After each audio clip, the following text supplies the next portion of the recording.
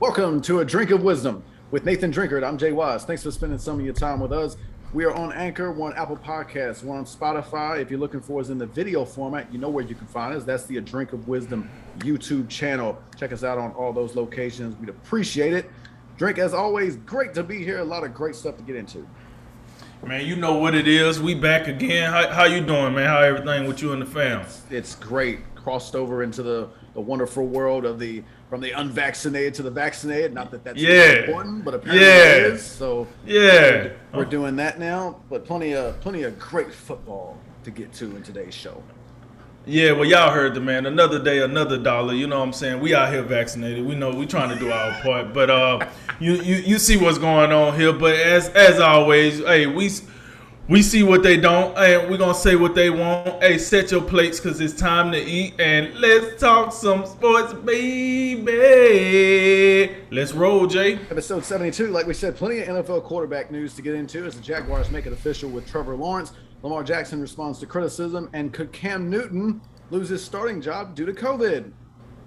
We'll explain. But we begin it back in the world of college football, where this will be, we cover this whole alliance thing. We talked to it on the past couple shows between the ACC, the Big 10, and the Pac12. There was an official announcement made, I believe it was yesterday, where all three of the commissioners got together, answered some questions. They made it official, gave a little bit more insight on what they're trying to do and, you know, what was the type of motive behind this. Still looks like they don't have everything figured out, but I mean, you know, with time, surely they'll get it together. Drink, what was your reaction to what went down yesterday? Well, you know, Rome wasn't built in a day, but it's neither here nor there. Listen, here's the deal, man. It's just another shot across the bow to the SEC. I don't care what nobody say. Listen, this is a shot at the SEC. Because, listen, before the SEC decided to add Texas and Oklahoma, no one heard any rumblings. I ain't gonna say no one. None of the common folk like ourselves heard any rumblings of the Pac12 working with the Big 10, Big 10 working with the ACC. Oh, they're gonna come all together. So I wish these commissioners would knock it off with this ain't got nothing to do. We want the Big 12 to survive. And what, water polo? Because it definitely ain't football. That's dead. That ship has sunk. So y'all can knock that off. It's okay. It's okay. If you're doing this in preparation of the SEC becoming some type of super conference and you want to make sure that you stay afloat, it's okay. It's fine. No one is mad about that. Actually, I think if you did a poll right now and you talk to the average fans and you ask them, how would you feel about college football turning into the Alliance versus SEC? I mean, I think most people be like, cool, as long as it's competitive football. Like, why would we care that much? You know what I'm saying? Listen, I think people are more upset that we still got these bowls that don't matter for crap than they are about the Alliance getting the Big 12 up out of here. Like, let's keep it real. You want to be upset about something, be upset about the Jimmy Kimmel Bowl. But we ain't here to talk about that.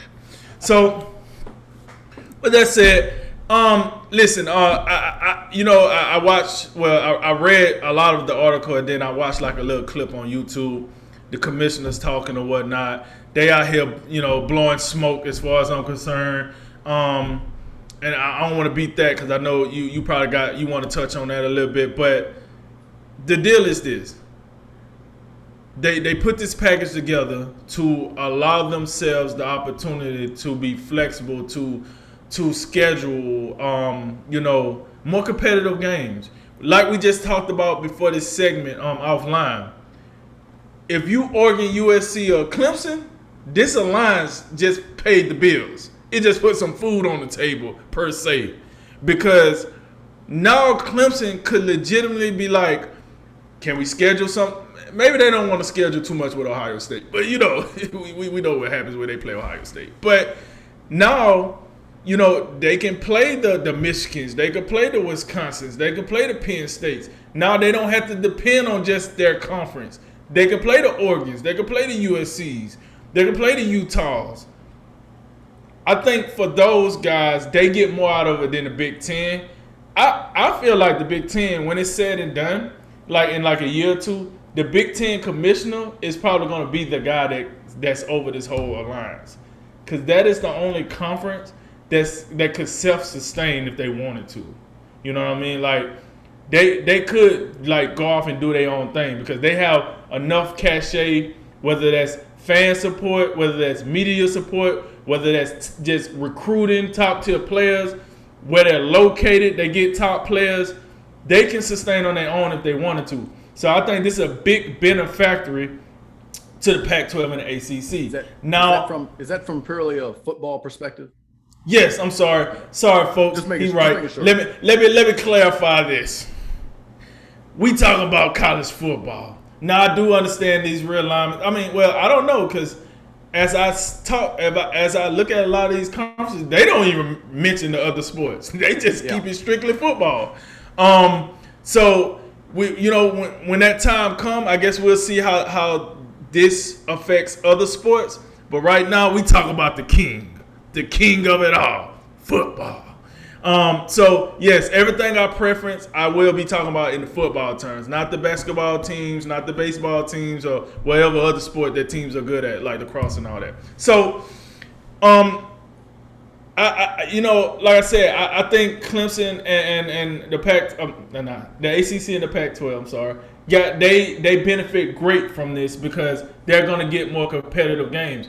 And listen, like I done said multiple times, I think come 5 years from now, the college football will be a direct reflection of the NFL. We got new money coming into college football. Now the sponsors are just sponsoring the players themselves. I mean, in 5 years, why would we need an NCAA? I would just love to know that. What purpose would the NCAA be in 5 years? Hell, most people ask what the purpose of them now. I mean, in 5 years, you won't need them. All you would need is a commissioner for all the teams, and then you decide how you want to do one side and the other. That's all you really need, and then you have to build your structure up, somewhat similar to the NFL. So, what the alliance meant to me? What did I get out of the latest grasp of the alliance is we're getting closer to reality with a more of a professional setting in college football. I got that. 2, the wheels are turning. I think Oklahoma State, hey, y'all best to start spreading some lies that y'all going to the SEC. That if I'm Oklahoma State, I'm starting line out here. Hey, get the president on the phone and start making up stories, shooting lies out everywhere. Yeah. SEC contacted us. Yeah. They want us. Because it's about time that y'all, one of these conferences start pulling at Oklahoma State. You just probably going to have to make up some stuff first so they can start pulling. But if I'm Oklahoma State, I do that. Because, like you said, Big 12, they done. Stick a fork in them. That conference is done, folks. That's a done deal. And like I was telling you earlier, if you think Texas and Oklahoma are going to wait till 2025 to slide on over to the SEC, you're wrong. Did you see how fast they formed this alliance? It was practically overnight. All of this has happened rather quickly, hasn't it? Like from the start of like the news breaking about Texas, Oklahoma coming over, all of this has taken place in what, a few months maybe? It seemed like every single day something new happened. It was a new development every single day. Like you said, from the moment, it's rumors out that Texas and Oklahoma, they trying to lead the Big 12. From that day to now, we probably got breaking news about college football every day, which is good. Yeah, to put it in perspective, we did three segments on Texas and Oklahoma, and we've done 3 segments on this alliance. And we only do 2 shows at most per week. So this has been a month, maybe a little bit, maybe 2 months. That's how quickly this has happened. And I personally think it's good for college football to be the center of attention. Granted, I don't have the numbers, but college football seems like it's been in the front of sports news more than the NFL. So this is a good thing for the sport of college football. And I think all these dinosaurs that don't want to see change is like, oh my God, this is terrible, man. Where's the collegiate feel? Blah, blah, blah. Listen, man. That day back when it was eight teams in the whole college football landscape, that's over with, man. Leather helmets, one bar across the face mask. That's over with. All right, we done with that. Listen, I don't want to hear nothing about no collegiate feel. Half of these kids can't even tell you the class that they taking. They ain't there for no doggone school.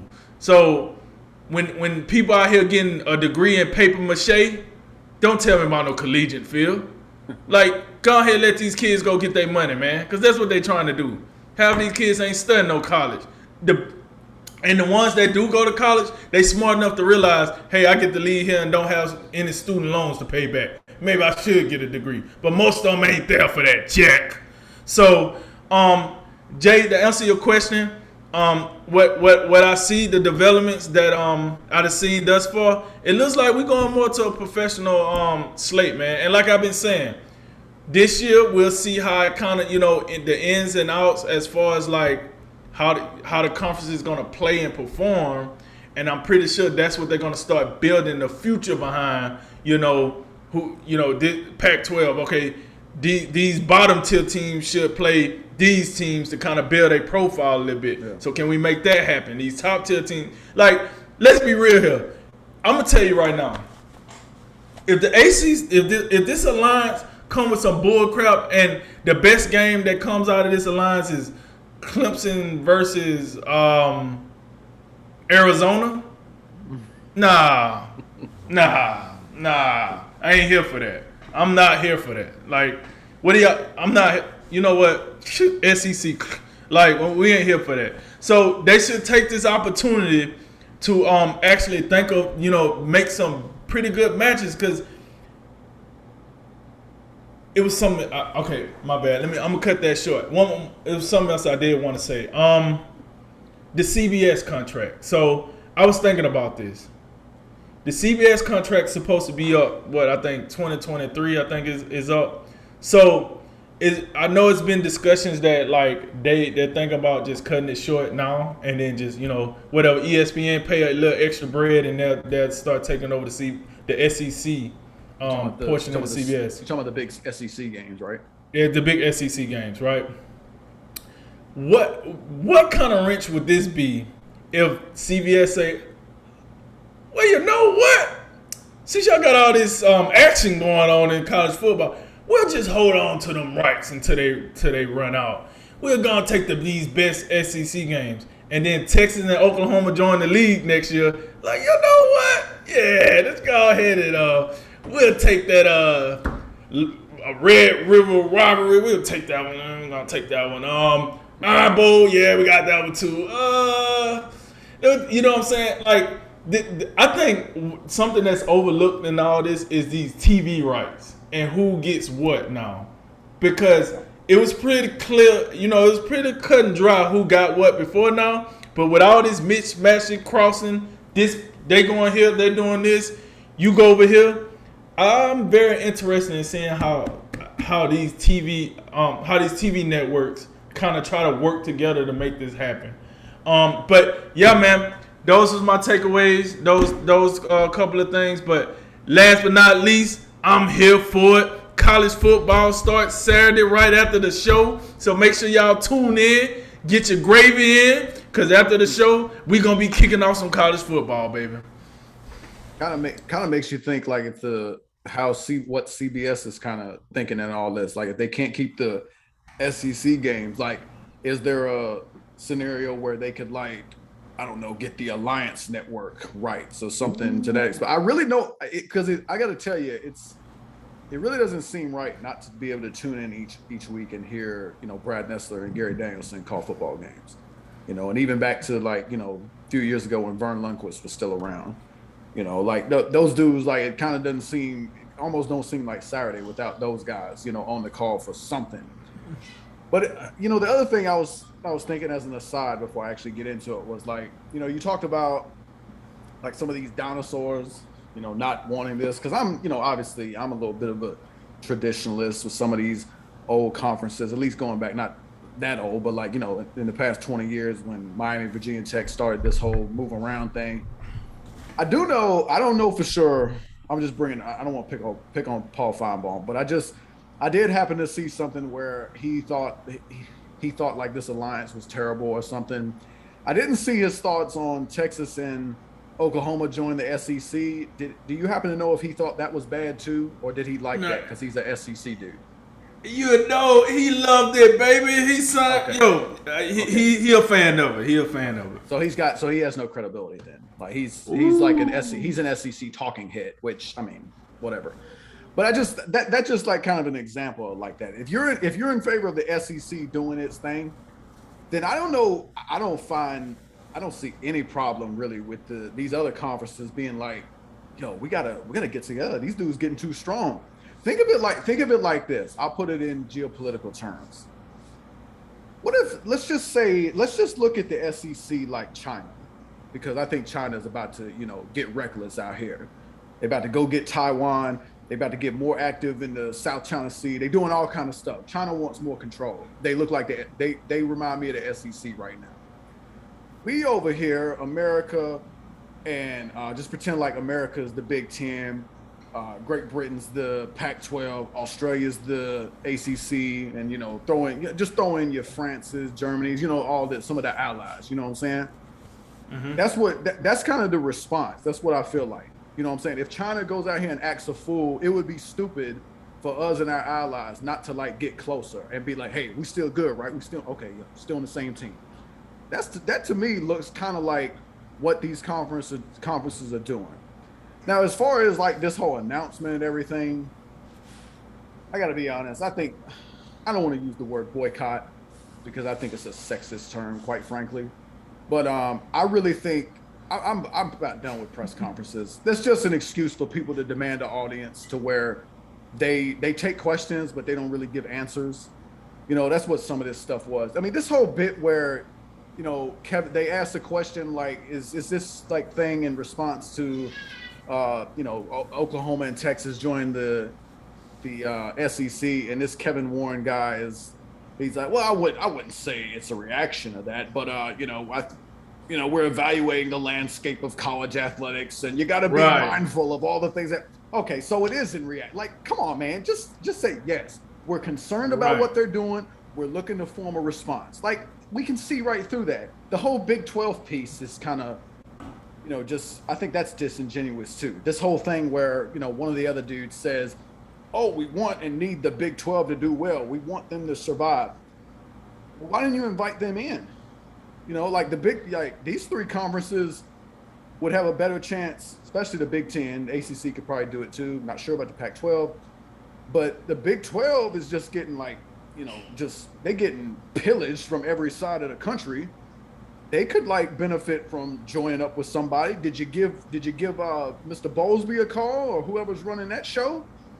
If you were serious about, hey, we want the Big 12 to be here. We want them to survive. They're a big part of the FBS and college athletics and all this.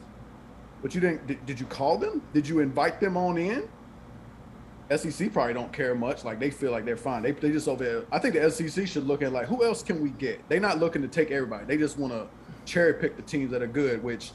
I know maybe Oklahoma State. Maybe Oklahoma State's an option as well. Maybe we've seen Baylor have some real success lately. Maybe you look at Baylor, So, but some of this, it just feels kind of disingenuous. Like we know why this is taking place. We know the Big 12's kind of done. We knew that immediately. We said that immediately. Like, oh, Texas, Oklahoma. Oh, that's it, guys. Turn down the lights on the Big 12. Yeah, close them curtains. The other thing was, because I don't know what the idea is, but to me, this is all about to do with being more competitive in college athletics with the SEC. So this whole thing where, we're going to look at, other, big brain issues like. We're looking at social justice and we're looking at gender equity and all these other things. Like, what does that even have to do with college athletics? I mean, that's really In response to the SEC today, we're not, that's not what we're saying we're doing, but it kind of is because we're mindful of what's going on. But we're also looking at gender equity and social justice. And like, what does that mean? Like, how are you going to do that? Like, because if you're really serious about that, then you may be less serious about, I don't know, competing with the SEC. Because I don't know. Something tells me the Southeastern Conference is not worried about gender equity and social justice to that extent. I'm sure like it's like part of it, but like I've said from time to time, in terms of like some athletes, do you want to play or do you want to be an activist? You know what I'm saying? That's kind of where I'm looking at with these conferences. So to me, this is what I believe. I think you believe this too. This is absolutely a response to the SEC, but I don't think they completely have it together just yet. They wanted to make an official announcement, but they should have just made an announcement and probably not took questions because I don't think they quite have it together quite yet, and that's fine. But just cut the nonsense out. That's all I'm saying.